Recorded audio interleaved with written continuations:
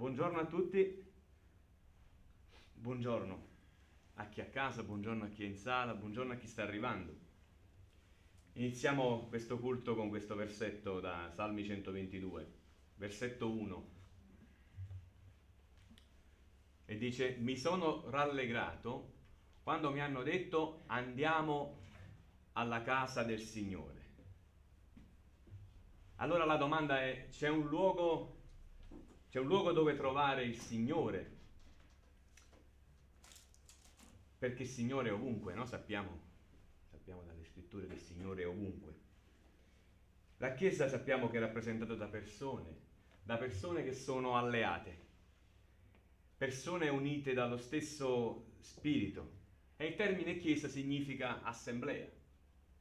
Quindi, quando io vado ad un'assemblea, io decido, valuto se voglio partecipare o meno, perché l'argomento deve comunque interessarmi, deve essere di mio gradimento, devo condividerlo. Ecco, io condivido l'argomento di oggi. Tu lo condividi, ecco perché sei qui. L'argomento nostro è il Signore, la sua grazia e la lode verso di Lui e per tutto quello che ha fatto per noi. Tu condividi questo? Tu condividi che il Signore è in questa sala? Tu condividi che il Signore è stato con te questa settimana? E se condividi tutto questo, possiamo dire al Signore: ti amo, oh Dio, e alzo la mia voce per adorarti e rallegrarmi in te. Amen.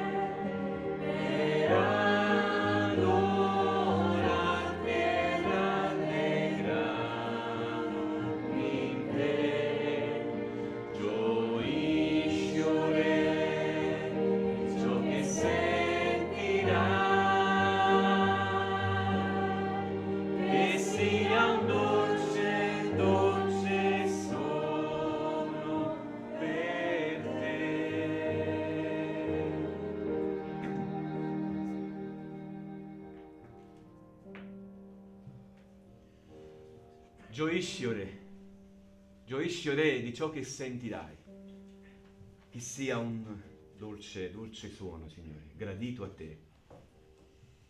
Noi non possiamo fare altro che ringraziarti, perché siamo qui in questa sala presenti per adorare in piena libertà il tuo nome. Signore nostro Dio, che bello essere qui, nella tua casa, nella casa del Signore. Gioisci tu che sei in sala, gioisci tu che sei a casa.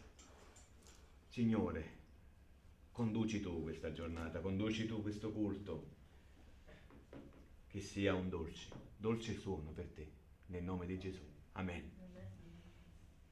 Da Isaia, capitolo 42, versetto 8, analizziamo questo piccolo versetto che dice: io sono l'Eterno, o in alcune versioni, come vedete sullo schermo, io sono il Signore.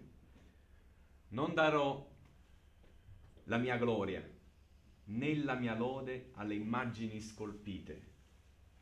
Isaia è stato un profeta che ha trascorso tutta la sua vita ad annunciare, ad esortare, a scuotere, a riprendere, a riprendere che cosa? Un popolo che era più pronto a dimenticare i benefici avuti che a enumerarli, un po' come facciamo oggi, ma soprattutto un popolo che si adeguava sempre di più a questo pluralismo religioso, che già esisteva, credetemi, già esisteva molti secoli prima della venuta di Cristo.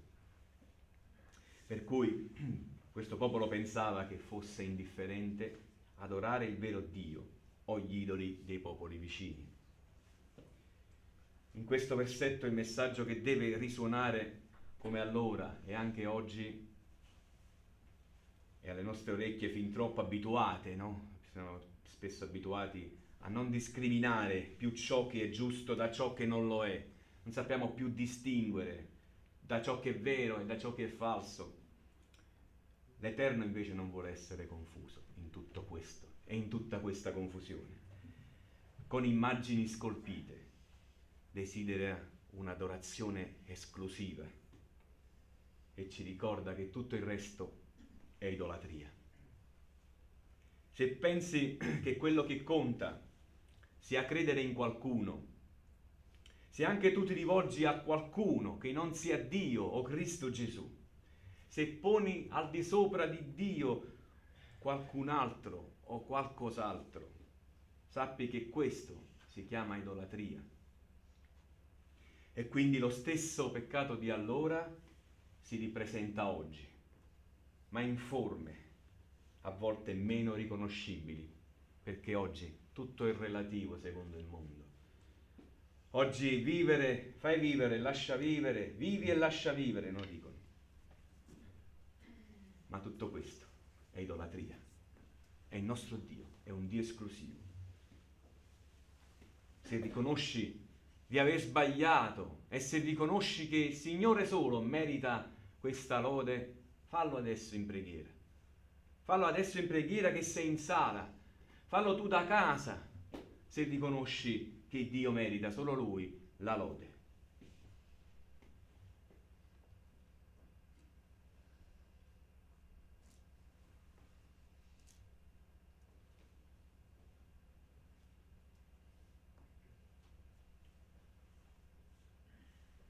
Ti amo, Signore,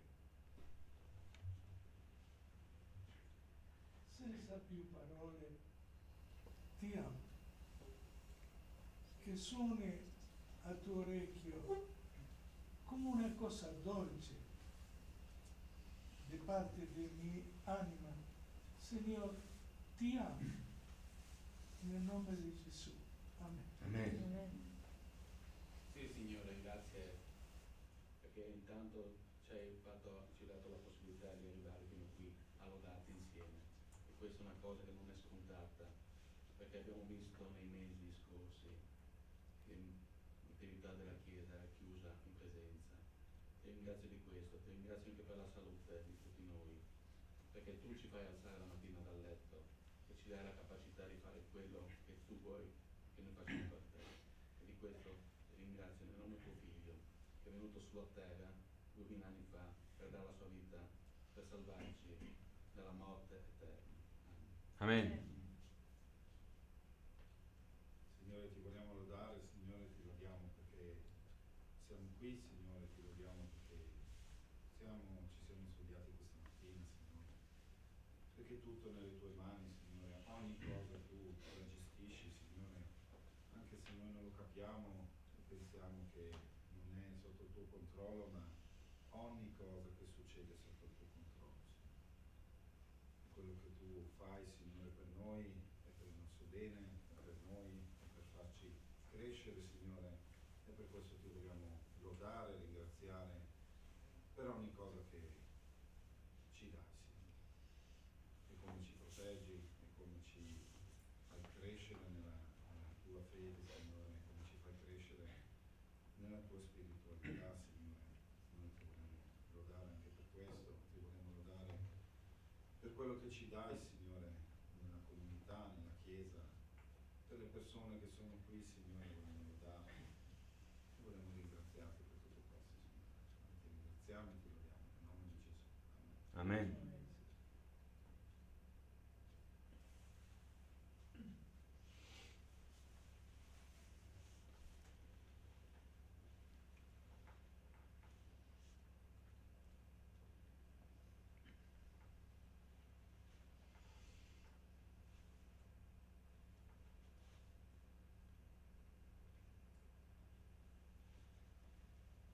amo Dio e alzo la mia voce per lodarti, per ringraziarti. Sia benedetto il tuo nome, Signore. Sia benedetto il nome di tuo Figlio Gesù Cristo. Lode a te, Signore, per lo Spirito Santo che hai dato. E ognuno di noi che ha ricevuto lo Spirito Santo può chiamarti Padre, Signore. Signore, noi questa mattina vogliamo dirti ancora una volta, Padre, abbiamo bisogno di te, Alleluia. della tua forza, della tua potenza, della tua generosità, del tuo amore. Il nostro amore verso di te è sempre poca cosa rispetto al tuo, Signore. Accetta lo stesso questo nostro comportamento di lode nei tuoi confronti, questo indirizzo di preghiera a te, Signore. Accetta lo stesso queste parole che siano un dolce suono alle tue orecchie, come i nostri canti. Accetta la nostra preghiera, Signore. Te lo preghiamo nel nome di Gesù Cristo. Amen.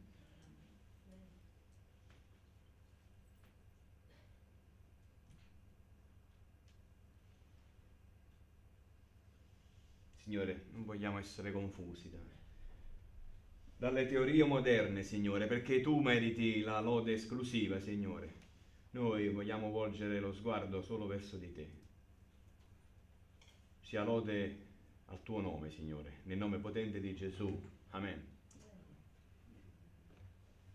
Vogliamo cantare adesso Eterno Dio, perché il nostro Dio è un Dio eterno, non ha inizio, non ha fine.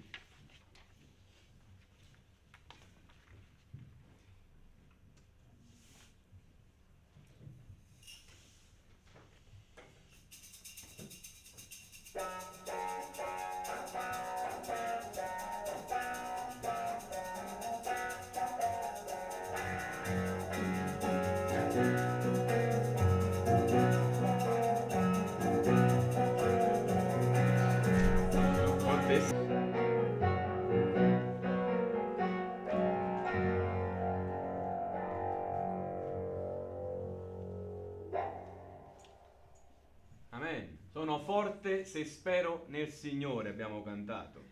E tu ti senti forte quando speri nel Signore, quando speri nel paradiso, nel luogo che il Signore sta preparando per ognuno di noi. Questo ti dà la forza. Non sicuramente quella forza fisica di cui avresti bisogno ogni giorno, perché quelle cose lì, materiali, sono cose che avverranno naturalmente. Ma la forza spirituale che il Signore ci dà è questa, la speranza in questo luogo nuovo, la speranza nell'eternità. E allora questo ti fa andare avanti nella gioia nonostante le avversità che il mondo purtroppo ci dà. Prima Cronache 29, da 11 a 13, e scrive così: a te, Signore, la grandezza, guardate quante cose, la potenza, la gloria, lo splendore, la maestà, poiché tutto quello che sta in cielo e in terra è tuo. A te, Signore, il regno, a te, che ti innalzi come sovrano al di sopra di tutte queste cose. Da te provengono la ricchezza e la gloria. Tu signoreggi su tutto. In tua mano sono la forza e la potenza, e sta in tuo potere il far grande e rendere forte ogni cosa. Perciò ecco, adesso avviene. O Dio nostro, noi ti ringraziamo, e in questo noi ci siamo anche noi, e celebriamo il tuo nome glorioso. Abbiamo detto prima che il nostro Dio non vuole che costruiamo sulla terra e anche nei nostri cuori degli idoli.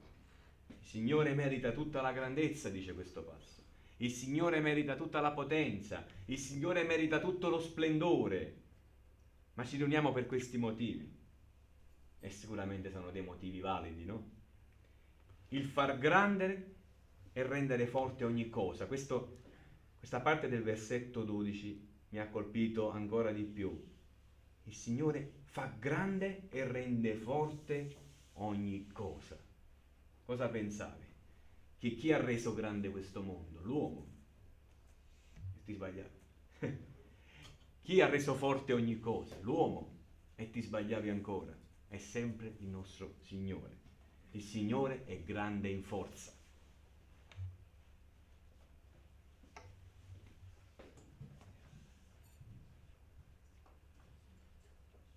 Facciamo in piedi questo canto.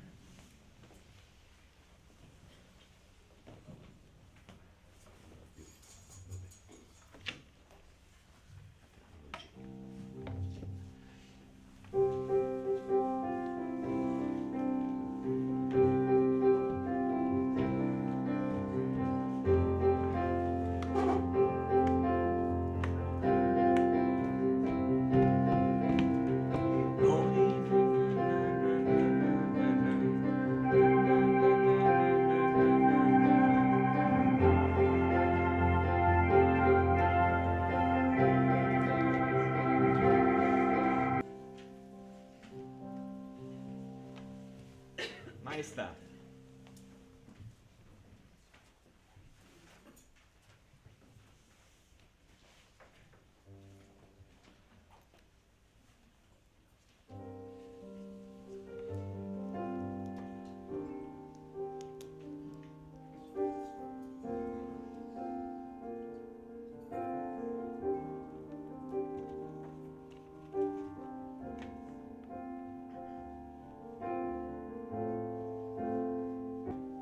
Siamo in presenza della tua maestà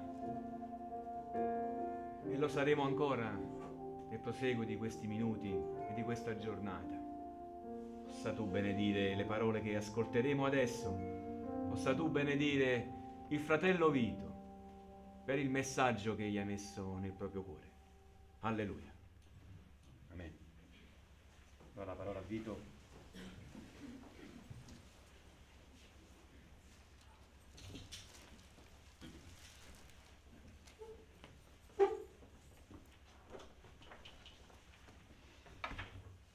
Ecco, buongiorno. Allora abbiamo già sviluppato con la preghiera questo momento, abbiamo già anticipato quello che ci diremo questa mattina e quindi il Signore ci accompagni nell'ascolto e naturalmente soprattutto nel messaggio, accompagni me nelle cose che vi voglio dire. Ho fatto una riflessione su una celebre preghiera che il Signore ha indicato come percorso proprio di preghiera ai Suoi Apostoli e questa preghiera è quella del più comunemente conosciuta come il Padre Nostro. E così vedremo anche attraverso quale percorso entreremo in questa riflessione neotestamentaria.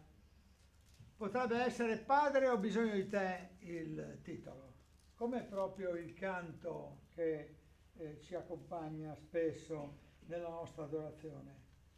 E il secondo titolo, il sottotitolo potrebbe essere: la preghiera è un bisogno, è un'urgenza. Noi abbiamo bisogno della preghiera, ma la preghiera è anche una forma di adorazione. Facciamo scorrere questi tre titoli che suggerivo io, ragazzi, che così li guardiamo anche. Un bisogno, un padre da invocare. Ecco, il nostro padre deve essere invocato. Perché c'è un padre che svilupperà la sua storia e ci farà vedere un regno. Un regno è già suo perché Gesù Cristo ha già inaugurato il suo regno, ma c'è un regno da attendere. Dunque potremmo chiederci quante volte abbiamo bisogno del Signore, quante volte un ulteriore titolo potrebbe essere un perdono da offrire e da ottenere, ma ci arriveremo più tardi. Quante volte abbiamo invocato il nome del Signore? Il Signore è un Padre amorevole, pronto. Lui però chiede fede, adorazione e comportamenti adeguati. E appunto il perdono è uno di questi comportamenti. Perdono da noi da dare a chi ci ferirà, come diceva quel canto. Chiedere a Dio dunque, riconoscere che l'adorazione della sua sovranità deve essere un atto che guida tutte le nostre giornate, tutti i nostri momenti di vita.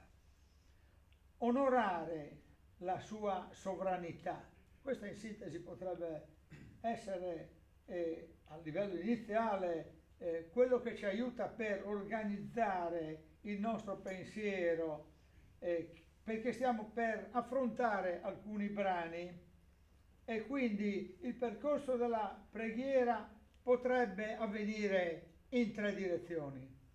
Un cuore semplice, un cuore adorante, un cuore che perdona. Vediamo insieme queste 3 vie che sono le 3 parti di una stessa anima e lo vediamo subito in un brano che togliamo da Matteo, e qui c'è quella celebre preghiera del Padre nostro che in certi ambiti è stata anche insegnata a memoria. È Matteo 6, i versetti sono dal 5 al 15. Quando pregate non siate come gli ipocriti, perché essi amano pregare stando in piedi nelle sinagoghe e agli angoli delle piazze, per essere visti dagli uomini. Io vi dico in verità che questo è il premio che ne hanno, ma tu, quando preghi, entra nella tua cameretta e chiusa la porta, rivolgi la preghiera al Padre tuo che è nel segreto, e il Padre tuo che vede nel segreto te ne darà la ricompensa. Nel pregare non usate troppe parole come fanno i pagani, i quali pensano di essere esauditi per il gran numero delle loro parole. Non fate dunque come loro, poiché il Signore vostro sa le cose di cui avete bisogno prima che gliele chiediate. Voi dunque pregate così: Padre nostro che sei nei cieli, sia santificato il tuo nome, venga il tuo regno, sia fatta la tua volontà anche in terra come è fatta in cielo. Dacci oggi il nostro pane quotidiano, rimettici i nostri debiti, come anche noi li abbiamo rimessi ai nostri debitori. E non ci esporre alla tentazione, ma liberaci dal maligno, perché a te appartengono il regno, la potenza, la gloria, in eterno. Amen.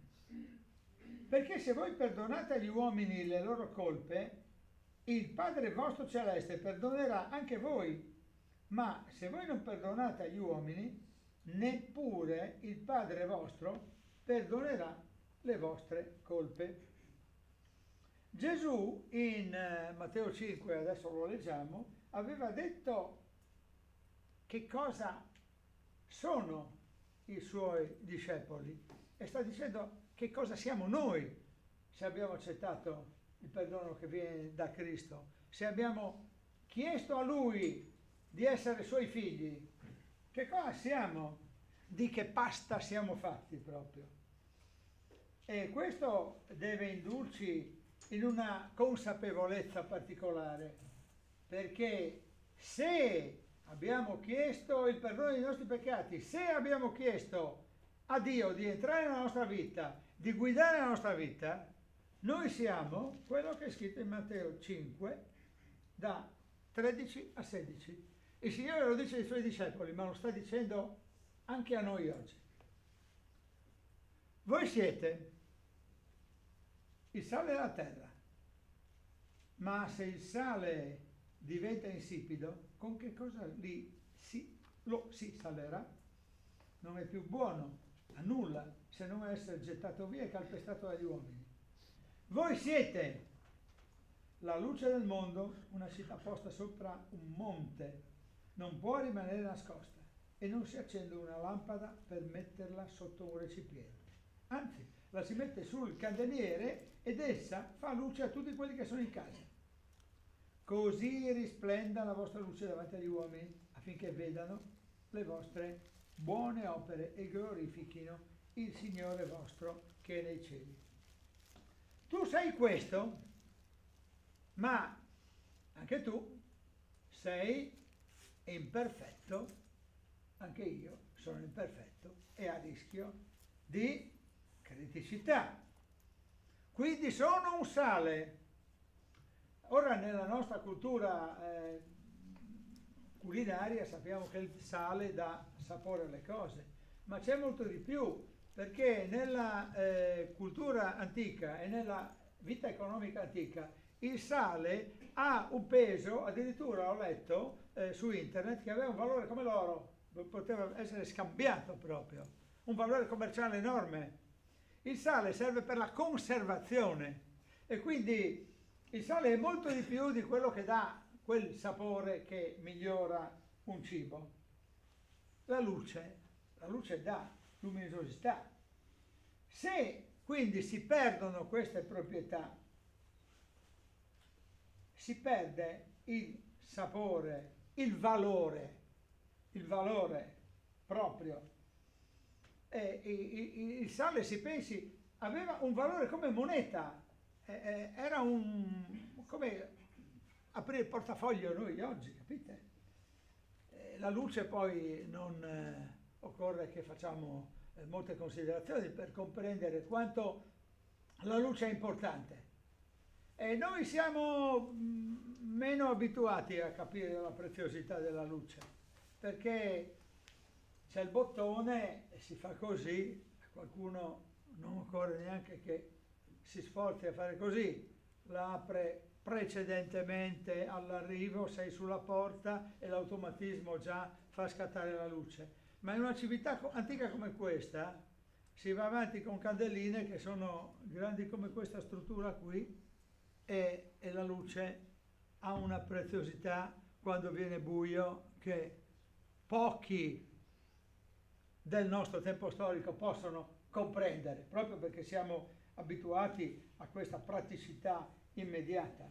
E quindi il Signore sta dicendo ai suoi apostoli: siate ciò che siete, siate ciò che siete sale e luce, siete qualità, e anche la vostra preghiera deve essere preghiera di qualità, è piena espressione della vostra qualità morale, sappilo e sia così. Perché voi non dovete essere come gli ipocriti. Osservate bene, il Signore non sta dicendo non siate ipocriti, perché proprio perché siete sale e luce, voi non siete ipocriti. Ma state attenti a non cadere nella contraddizione di fare come loro. Voi non siete apparenza, siete sostanza. Ma state attenti di non mostrare questo e di non cadere in questa contraddizione. Sapete, nel linguaggio comune si dice se ti trovi in un ambiente particolare, a cena o a pranzo, non mangiare come un lupo. Non so se avete sentito questa espressione, no? Fai brutta figura, no?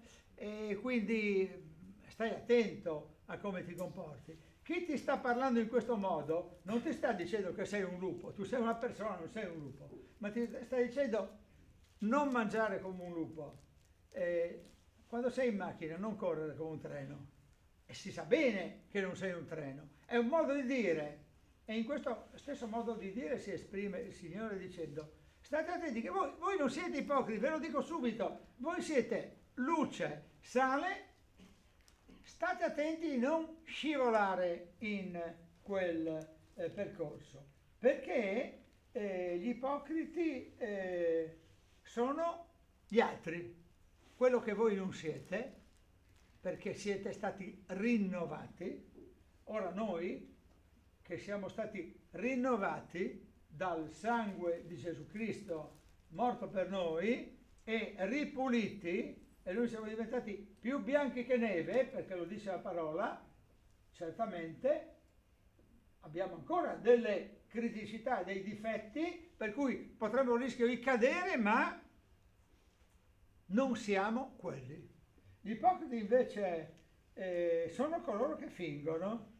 Nel tempo storico di Gesù questi fanno mostra di se stessi e della loro religiosità, e quindi non mostrare la tua religiosità, non volerti offrire agli altri affinché ti ammirino, sii di servizio, sta dicendo, sii consapevole che sei di servizio, non devi mostrarti, ma proprio perché sei consapevole non devi neanche nasconderti, e in un certo senso devi mostrarti. Allora se noi ci troviamo di fronte a un momento particolare della nostra giornata in cui possiamo testimoniare la nostra fede, possiamo farlo. Però provate a pensare all'atteggiamento che io posso avere in un tavolo dove ci sono anche molti non credenti ai quali voglio testimoniare, e io sono seduto a tavola. Un momento, devo pregare, mi alzo in piedi. Padre che sei nei cieli, e comincio una preghiera che potrebbe essere anche potente, ma io sto mettendo in evidenza Lui, il Signore, o sto mettendo in evidenza me stesso, e sono orgogliosamente, guardate che io non sono come voi. Invece di mostrare se stessi in questo modo, però si può testimoniare e si può dire al nostro ospite, faccio l'esempio di chi viene a casa nostra, scusa un momento, un momentino di riflessione. Padre che sei nei cieli, ti preghiamo di benedire questo cibo. Avete capito qual è l'atteggiamento? È diverso. Allora, non mostrarsi. Guarda che sono bello io, che sono più bravo di te, perché io prego a gran voce e tu invece non capisci niente. Però nello stesso tempo devo essere di testimonianza. E questo in qualsiasi momento possono esserci varie applicazioni di questa consapevolezza e di questa non superbia. E poi, se vogliamo indicare altri modi di fare la preghiera, è quello di chiuderti in te stesso, nella tua cameretta. E naturalmente noi abbiamo ben presente che cosa vuol dire la cameretta delle quattro mura. Vi racconto una storiella. Un ragazzo della Carnia, negli anni 70, è un figlio di una famiglia molto grande. Papà e la mamma hanno 8 fratelli, sono in 9. Lui ha 8 fratelli, sono in 9. E 4 fratelli sono maschi e 5 sono femmine. Hanno una casa che è abbastanza grande, però sapete, le case della Carnia non sono mai grandissime, no? E le ragazze hanno dormito sempre insieme, fino dalla più tenera età. E i ragazzi hanno dormito sempre insieme. Quindi c'è questa divisione, maschi e femmine. Poi quando si va a tavola è anche una bella festa, però non c'è mai, pensa questo ragazzo, un momento di intimità, un momento di solitudine, di cui ognuno di noi ha bisogno, vero? Le famiglie ampie, queste famiglie in cui ci sono 9 figli, sono famiglie che vivono anche molte volte la felicità, la serenità, però è difficile trovare momenti di intimità. Questo ragazzo della Carnia si trova all'Università di Trieste, alla casa dello studente. La stanzetta è tutta per lui. può concentrarsi, fermarsi, fare tutte le sue riflessioni. Provate a pensare. È anche questo la tua cameretta, ma la cameretta è anche un altro aspetto, è la camera del cuore. Quindi io posso entrare nella mia cameretta anche se sono in treno o in corriera. Sì, lo so, è un po' più difficile, perché ci sono altre persone che si muovono, c'è il rumore, però posso entrare nella mia cameretta anche se mi fermo in macchina 10 minuti nella pausa pranzo. Ci sono molti modi per entrare nella propria cameretta. Anche alle 7 di sera, a casa mia, magari in un momento in cui sono solo. E allora il Signore dice, chiuditi in te stesso, perché insieme a te ci sono io. E quindi allora la tua cameretta non è più quelle 4 mura, ma è un luogo dove siamo assieme. E in questa cameretta tu puoi pregare. Questo non vuol dire nascondersi, vuol dire trovare un momento di riflessione, diciamo così, privata. È un modo per chiudere la porta. È il contrario di quello che abbiamo detto l'altra volta. Io sto sulla porta e busso e voglio entrare, il Signore sta sulla porta, bussa, vuole entrare. Fallo entrare, abbiamo detto l'altra volta. Però, dopo che l'hai fatto entrare, chiudi la porta e per un certo tratto stai con Lui. A casa tua, nella tua cameretta, il Padre vede nel segreto e i tuoi pensieri segreti li conosce così bene che non gli sfugge nulla della tua sincerità e anche nulla della tua ipocrisia, se ci fosse. E quindi il Padre dà la ricompensa. Il Padre risponde alle preghiere. Il Signore Gesù qui ci sta dicendo che il Padre, quando tu hai questo atteggiamento di umiltà e di attenzione e di sensibilità e di intimità, ti dà la risposta. Magari non ti risponde subito, ma ti risponde secondo il suo progetto. Ma ti risponde perché è scritto che il Padre ti dà la ricompensa. Quindi se Gesù sta dicendo che la ricompensa c'è, noi abbiamo fiducia che la ricompensa ci sia senz'altro, cioè ci sia la risposta.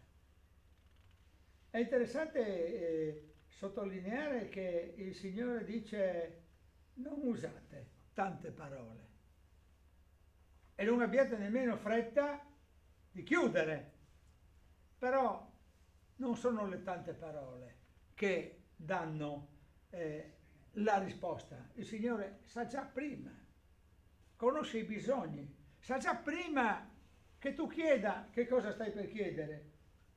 Tu hai dei bisogni, non preoccuparti, Lui è onnisciente, non ha bisogno di prendere appunti. Se tu mi dici una cosa stamattina, io ho bisogno di prendere appunti perché domani non me la ricordo più, perché una cosa me l'ha già detta Salvatore prima, quindi già faccio fatica a ricordarmi quello che è. E noi abbiamo una mente limitata, soggetta a tante variabili che non sono soltanto l'età, sono anche altre cose. E allora, vedete, il Signore ha un'onniscienza che non ha bisogno di sentirsi dire il Signore ha bisogno di questo e Lui allora annota nel suo libro che tu hai bisogno di questo e cerca di rispondere. È un Padre misericordioso, ma è un Padre onnisciente. Dategli onore. Abbiamo detto alla premessa che prima di tutto dobbiamo chiamarlo Padre e dobbiamo chiamarlo Padre solo se siamo certi di essere suoi figli. Dategli onore, Padre nostro. Ecco la parola nostro. Il presupposto è in Matteo 5, sale della terra e luce del mondo, come abbiamo trovato. Lui è Padre, io dunque sono figlio, figlia. Solo il figlio può chiamare Padre. Solo il figlio ha questo rapporto speciale. Io non posso chiamare padre uno che non è mio padre. posso anche farlo come battuta, ma è una innaturalità. Soltanto colui che è il Padre veramente può essere chiamato Padre. E il Signore, Dio, è il nostro Padre, perché è Lui che ci genera ed è Lui che ci ha fatto nascere di nuovo se siamo nati di nuovo. Se non ci ha solo creati, è solo il nostro creatore, ma è il nostro Padre se gli abbiamo chiesto di essere adottati. Dio ti genera. Se non lo sei, generato da Lui, chiediglielo. Chiedigli di diventare suo figlio, se no non potrai chiamarlo padre. E questo Padre ti conosce meglio di ogni altro padre. Un padre conosce il suo figlio, questo padre di più, vede nel segreto. Io penso che molte volte noi abbiamo celato, noi abbiamo nascosto delle cose al nostro padre. I nostri pensieri non li conosce fino in fondo. Io avrei voluto che mio padre avesse avuto delle caratteristiche diverse da quelle che aveva. Non vi sto a dire quali perché altrimenti andiamo nel particolare che non ci serve. Non voglio dire che avrei voluto avere un altro padre. Avrei voluto che certe caratteristiche le dimostrasse in certe situazioni. E l'ho pensato. Lui non mi ha mai letto nel pensiero. Nessun padre può leggere nel pensiero dei figli. Sì, ci vai vicino, ma non è proprio così. Invece il Padre Celeste è un Padre che ti legge nel pensiero, che vede nel segreto. È il Padre che vede nel segreto, ti dà la ricompensa. Ti dà la ricompensa. A questo Padre, innanzitutto, prima di ogni cosa, diciamo, a te la lode, sia santificato il tuo nome. Ogni nostra preghiera dovrebbe essere anticipata da un atto di lode, sia santificato il tuo nome. Il nome di Dio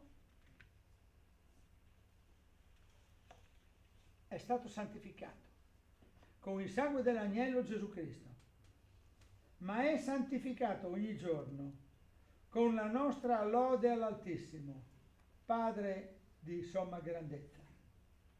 Noi abbiamo un Padre degno di somma adorazione e con grande tremore e timore dobbiamo dirgli: tu sei santo, tu sei degno di gloria, di onore, perché tu hai creato tutto, tutto è stato creato per la tua parola, tutto purificato con il tuo sacrificio. Tramite la parola ogni cosa è stata creata, nulla è stata creata senza parola. Tramite la parola tutto è stato santificato. Il sangue di Cristo ha coperto il mio peccato, il tuo peccato. Coprendo il peccato ha reso tutto puro e al peccatore è accessibile la via del cielo. Gloria a Dio dunque. Mi ha fatto diventare, come dicevo prima, più bianco che neve. E allora gloria a te, Signore Gesù Cristo, per il tuo sacrificio santificante. Vi ricordate cosa è scritto? Agnello purissimo, leone della tribù di Giuda. A te la lode. Potrebbe essere l'inizio di ogni nostra preghiera. Un inno di lode come questo. Ogni volta che mi trovo da solo con l'Eterno o anche nell'assemblea, Lui ha provveduto al sacrificio che santifica se stesso, perché nessuno potrebbe santificare Dio se non Dio stesso. Noi non possiamo santificare fino in fondo, possiamo soltanto riconoscerlo E allora possiamo dirgli, perché tu solo sei il Santo, tu solo sei il Signore, tu solo sei l'Altissimo Gesù Cristo, per tutti i secoli dei secoli. La nostra preghiera di lode sia una preghiera intensa. E indicando il percorso della preghiera, il Signore ci dice anche: venga il tuo regno. Il tuo regno è giunto, Signore, dobbiamo dirgli, con il sacrificio di Cristo, ma tutto si compirà con il regno definitivo. Ora, il regno di Dio, che noi vediamo, è soltanto un assaggio di quella infinità, di quel regno in cui la volontà di Dio è fatta pienamente. E noi gli diciamo: venga il tuo regno, sia fatta la tua volontà, come è fatta in cielo, così sia fatta anche nella terra. E anche questa è una preghiera che noi gli dobbiamo. La tua volontà che è fatta in cielo sia fatta anche sulla terra. Ti preghiamo, Signore, perché la tua volontà sia quella di sconfiggere questa malattia. Tanto per parlare di una cosa che ci sta pesando ancora molto. Ma sia fatta la tua volontà, Padre. Ora si compia la tua volontà, e la tua volontà è soprattutto che ogni uomo si salvi, che la tua volontà si compia, che la salvezza sia proclamata alla terra tutta. Gesù poi insegna a pregare anche richiamandoci: dacci il pane quotidiano. Non è scontato. Noi siamo sicuri, soprattutto all'Occidente, no? Di andare a casa e di trovare il pane sulla tavola. Se non troviamo il pane sulla tavola è soltanto perché qualcuno di noi si è dimenticato di comperarlo. Ma ci sono altri cibi sulla tavola. Siamo sicuri di avere tutto quello che è il minimo indispensabile. Ma siamo sicuri che tutti abbiano questa certezza. E poi, soprattutto, dacci oggi il nostro pane quotidiano. Dacci oggi il nostro pane, io vorrei dire, non inquinato, quotidiano. Siniscola, provincia di Nuoro, la sorella Annalisa, che è la sorella carnale di Maria Luisa Cini, vive con Tonino, sono stati ospiti anche molti, li conoscono. Vi porto i saluti della chiesa di Siniscola e di Annalisa e Tonino, ma di tutta la comunità, perché domenica scorsa eravamo insieme a loro. Chiusa la parentesi, Siniscola ha un problema all'acqua. Innanzitutto non si può bere, e anche lavarsi il viso, lavarsi gli occhi, lavarsi i denti non funziona sempre, e qualche volta la bollitura è sufficiente. Ci sono dei momenti in cui, mi dicevano, la bollitura non è sufficiente. Cioè, ci troviamo a Siniscola, una cittadina di 12.000 abitanti, raggiungibile con un aeroporto vicino, Olbia, raggiungibile in internet, in tutti i modi. Il pane quotidiano di quella cittadina potrebbe essere soggetto all'inquinamento dell'acqua. Va bene? E allora il pane quotidiano, dacci oggi il nostro pane quotidiano, vedete che è ancora di attualità.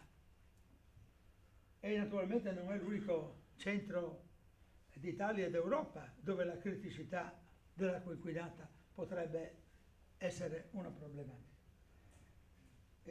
Dacci oggi il nostro pane quotidiano vuol dire anche dacci oggi il nostro lavoro, Signore. Il lavoro, che non è solamente la sopravvivenza, ma è anche la dignità. Perché un uomo, una donna che lavorano hanno anche una dignità. e l'uomo che non lavora e la donna che non lavora qualche volta sentono il dolore di questa mancanza di punti di riferimento, non soltanto perché mancano dei denari, ma perché manca anche questa proprietà di esprimere la propria professionalità, le proprie capacità. E allora darci oggi il nostro pane quotidiano è molto meno scontato di ciò che potremmo dire mnemonicamente, perché ce lo ricordiamo. E poi rimetti i nostri debiti. E fate attenzione che cosa abbiamo letto. Rimetti a noi i nostri debiti, come anche noi li abbiamo rimessi ai nostri debitori. Non è scritto, tu rimetti a noi i nostri debiti e noi un giorno o l'altro ci pensiamo e li rimettiamo ai nostri debitori. È scritto, rimetti a noi i nostri debiti, Padre, perché noi li abbiamo già rimessi ai nostri debitori. È chiusa la porta, sono lì fuori, non sono dentro la stanzetta della mia vita, perché tanto nessuno ti vede se tu devi perdonare qualcosa a qualcuno, nessuno ti vede, nessuno ti rimprovera, però il Padre che vede nel segreto sa che tu non hai chiuso la porta, sono ancora dentro la tua stanzetta, già fatto. Non fare finta di averlo fatto, perché altrimenti sei ipocrita verso te stesso, non soltanto verso Dio. Se non perdonate, versetto 15, da rileggere, ma se voi non perdonate agli uomini, neppure il Padre vostro perdonerà le vostre colpe. E qui ci mettiamo in discussione, perché il perdono ottenuto da Gesù Cristo ci ha fatto nascere di nuovo e quindi noi siamo salvati. Se siamo salvati, non siamo più ancora a rischio di perdere il perdono. Un commentatore mi viene incontro e mi dice: qui non si parla di perdono in senso di perdita della vita eterna, qui si parla di perdono in senso di comunione, cioè se tu non perdoni, il Padre tuo non è in comunione con te. Vi lascio qualsiasi altra considerazione perché io non sono la verità. Leggo soltanto quello che è scritto, porto anche il messaggio del commentatore, però dico che qua c'è scritto: ma se voi non perdonate agli uomini, neppure il Padre vostro perdonerà le vostre colpe. Noi insomma siamo in una gabbia ben precisa. O noi perdoniamo o non perdoniamo. Se non perdoniamo, ci prendiamo le nostre responsabilità davanti al Signore. E allora pensavo una cosa, che con tante volte che ho letto questo brano non avevo mai ripensato a questa doppia strada. Noi siamo creditori e siamo anche debitori.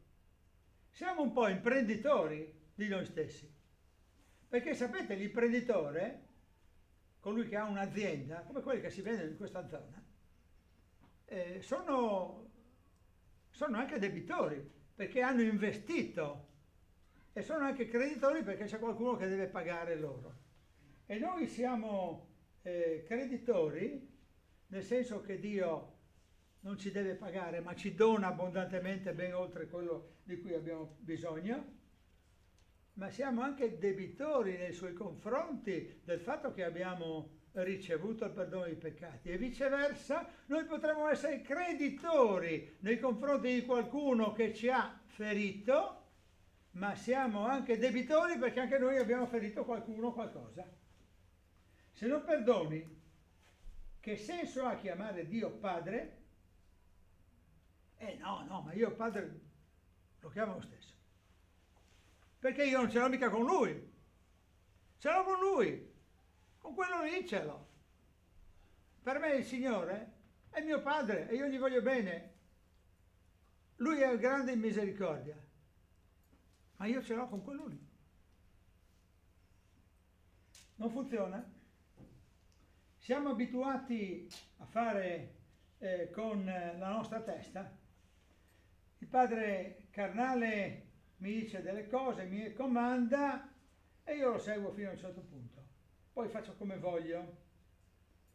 Mio padre non mi deve dire ogni passo che io devo compiere. E invece con il Padre Celeste deve essere proprio così. Lui ha diritto di guidarci in ogni passo e tu devi obbedire, hai il dovere indiscutibile, perché il Padre vede nel segreto. E qualcuno però potrebbe dire su questa vicenda del perdono, ma sì, dai, un giorno o l'altro lo perdono. Bellissima questa. Adesso non mi sento di perdonarti per quello che mi hai fatto, ma un giorno o l'altro ti assicuro che lo farò. E non funziona. Fallo subito. Il sole non tramonti sul vostro cruccio. Efesini 4,26. In qualche altra versione, il sole non tramonti sulla vostra ira.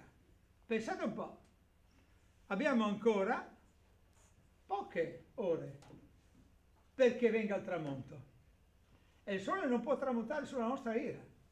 Il Signore ci dice che non dobbiamo perdere l'occasione. Adesso è come quando ti dicono adesso è il giorno della salvezza. Ma sai, adesso io ci penserò. Chiedi al Signore di essere salvato. Aspetta, adesso intanto vado a casa, mangio, poi vado a vedere la partita e poi penseremo se è il caso di avere perdono dei peccati del Signore. Oppure facciamo il contrario, adesso io mi rilasso, sto tranquillo e poi penserò. Tutto sommato stiamo parlando di persone che io un giorno o l'altro perdonerò, perché insomma va così. E no, non funziona. Il Signore ti dice fallo subito, prima che tramonti il sole, che vuol dire prima che, se fosse un caso che ci riguarda, prima che saliamo sulla macchina, ma ripeto, se fosse un caso che ci riguarda. Dio sa se hai perdonato veramente o stai nascondendo di dietro i tuoi più che legittimi diritti, perché quella ferita lì, santo cielo, è proprio forte. Hai ragione tu, è una brutta ferita, però il Padre Celeste ti dice che devi perdonare, anche se la ferita è brutta. Il perdono è il compimento della volontà del Padre, il perdono è la premessa della vita cristiana, ma soprattutto al regno del Padre, alla sua gloria, alla sua potenza nei secoli dei secoli. Non perdonare tutto sommato è un atto di ipocrisia, è lo stare agli angoli delle piazze, ma Dio vede il segreto. A Lui non potremo nasconderci. Senza il perdono siamo fuori dalla comunione. Io non ho detto a nessuno, mai, senza il perdono tu non sarai salvato. Questo non lo stabilisco io. Ma il Signore Gesù dice che senza il perdono non c'è la comunione. E ti dice queste cose che sono, secondo me, molto, molto forti. Se voi non perdonate agli uomini, neppure il Padre vostro perdonerà le vostre colpe. E allora, Padre nostro che sei nei cieli, mi voglio chiudere nella mia cameretta. Non voglio usare troppe parole, ma voglio essere concretamente legato alla tua volontà. E ti chiedo anche, Signore, anche se tu lo sai già, dacci oggi il pane quotidiano, non inquinato, Signore, perché domandare al Signore il pane quotidiano non inquinato oggi è di grande attualità. Quello che c'è nei nostri cibi noi non lo sappiamo, ovvero ho paura che lo sappiamo quasi quasi. Però, Signore, siamo qui nelle tue mani e a te appartengono, e questa è la mia preghiera conclusiva. La facciamo insieme? La diciamo insieme? Il versetto numero 13, seconda parte. Diciamolo insieme. Magari ci alziamo in piedi.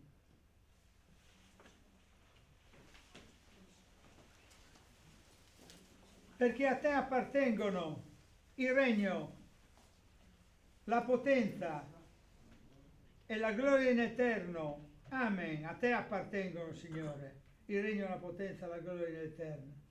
Amen. Lode a te, oh Signore. Grazie, prego, accomodatevi.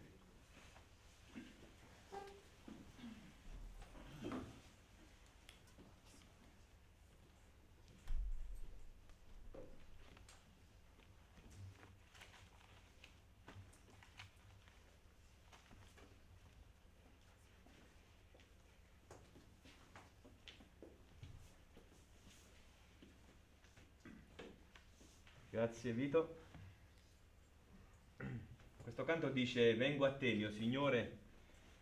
A volte non è facile, però dentro di me c'è qualcosa che mi dice che tu ami proprio me. Noi siamo il tuo popolo, Dio, un solo corpo, una mente. Ti amiamo e vogliamo conoscerti di più. E la parte più bella che puoi dire anche tu da casa: veniamo a te come siamo, Signore, con tutte le pretese che abbiamo. Cambiaci, modellaci, trasformaci di più. E con questo canto, cantalo con noi, ti salutiamo. Padre, ho bisogno di te.